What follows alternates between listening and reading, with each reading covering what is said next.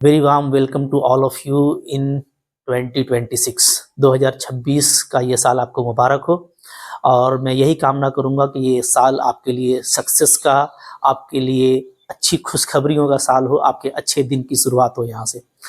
अब देखो यहाँ से बहुत ज़रूरी होता है ना कि हम रोज़, ऐसे तो कहा जाता है कि हर दिन का जो सूरज है वो एक नया दिन लेकर के आता है और बिल्कुल सही है, ठीक है।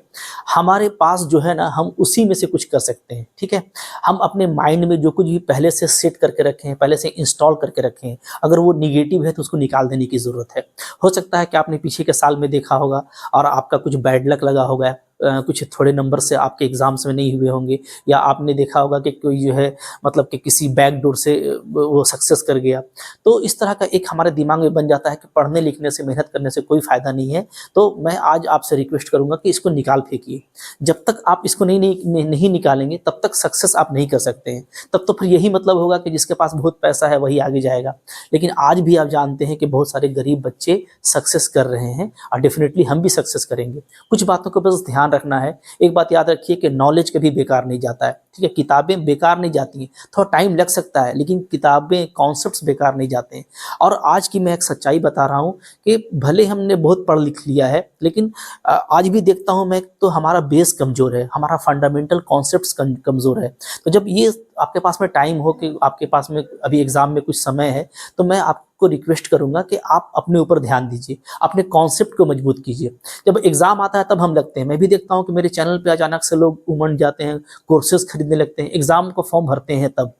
लेकिन जब एग्ज़ाम में टाइम बाकी रहता है तो 1-2 साल निकाल कर के अपने लिए टाइम नहीं निकालते, ये बिल्कुल गलत है। अभी जबकि हमारे पास में कोई उस तरह का बहुत बड़ा एग्ज़ाम नहीं है, हाँ जेट है, जेट का एग्ज़ाम आपके करीब में हो सकता है, सीएसआईआर नेट हमेशा होता रहता है, ईआरएमएस का एग्ज़ाम हुआ, केवीएस, एनवीएस का एग्ज़ाम आता रहता है, तो बहुत सारे एग्ज़ाम्स आते रहते हैं, तो हमको अपने आप को प्रिपेयर करना है। स्पेशली मैं मैथ्स की बात करूँ तो मैं बता रहा हूँ, मैथ्स में जितना पढ़ेंगे, जितना प्रैक्टिस करेंगे ना, उतना आपको कॉन्फिडेंस गेन होगा। आप एग्ज़ाम का जब टाइम आता है तो हमको वहाँ पे रिवीजन करना होता है, टेस्ट सीरीज़ करना होता है, अपने डाउट्स क्लियर करने होते हैं। ये नहीं कि हम कॉन्सेप्ट पढ़ें, तो अभी आपके पास में टाइम है, कॉन्सेप्ट्स में लग जाओ। अगर आप कॉन्सेप्ट करोगे ना, अब बिल्कुल एनसीईआरटी के स्टैंडर्ड से जाओ, ठीक है। आप अगर नॉलेज गेन करते हो, मैं आपको श्योर करता हूँ एक बात, कि टाइम लग सकता है, लेकिन अगर आपके पास में नॉलेज है, ऐसा नॉलेज जो आपके अंदर कॉन्फिडेंस पैदा करता है, ऐसा नॉलेज जिससे आपके टेस्ट सीरीज़ में अच्छे मार्क्स आते हैं, तो आप कभी भी फेल्योर आपका नहीं होगा, आप डेफिनेटली एग्ज़ाम को गोल करेंगे।